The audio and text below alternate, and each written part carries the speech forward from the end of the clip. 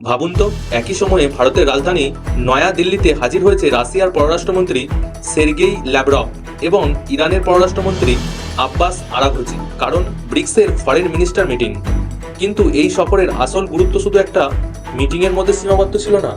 মিটিংয়ের ফাঁকেই ভারতের প্রধানমন্ত্রী নরেন্দ্র মোদীর সঙ্গে আলাদা আলাদা উচ্চ পর্যায়ের বৈঠক করেন এই দুই দেশের শীর্ষ কূটনীতিকরা। আর সেই বৈঠকের মূল আলোচনাই ছিল বর্তমান বিশ্বের সবচেয়ে বড় সংকটগুলোর একটি ইরানকে ঘিরে উত্তেজনা, মধ্যপ্রাচ্যের অস্থিতিশীল পরিস্থিতি এবং বিশ্বজুড়ে তেল ও জ্বালানির সরবরাহে তৈরি হওয়া চাপ। কারণ মধ্যপ্রাচ্যের সংঘাত বাড়লেই তার সরাসরি প্রভাব পড়ে পুরো বিশ্বের অর্থনীতিতে। তেলের দাম বাড়ে, জ্বালানির সংকট তৈরি হয়, আর বহু দেশের অর্থনৈতিক ভারসাম্য নষ্ট হয়ে যায়। ভারতও সেই চাপ অনুভব করছে। তাই ভারত এখন খুব হিসেব করে কূটনৈতিক ভারসাম্য বজায় রাখার চেষ্টা করছে।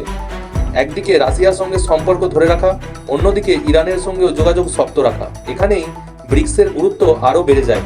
ব্রাজিল, রাশিয়া, ভারত, চীন ও দক্ষিণ আফ্রিকার এই জোট এখন শুধু অর্থনৈতিক নয়, বিশ্ব রাজনীতিতেও নিজেদের শক্ত অবস্থান তৈরি করতে চাইছে। বিশেষ করে গ্লোবাল সাউথ দেশগুলো এখন পশ্চিমা শক্তির বাইরে নিজেদের আলাদা কূটনৈতিক ও অর্থনৈতিক প্রভাব গড়ে তুলতে একসাথে কাজ করছে। তাই এই সফর আর বৈঠক শুধু সাধারণ রাজনৈতিক আলোচনা ছিল না, বরং এটা ছিল ভবিষ্যতের বিশ্ব রাজনীতি, জ্বালানি বাজার এবং আন্তর্জাতিক সম্পর্ক কোন দিকে এগোতে পারে তারই এক গুরুত্বপূর্ণ ইঙ্গিত।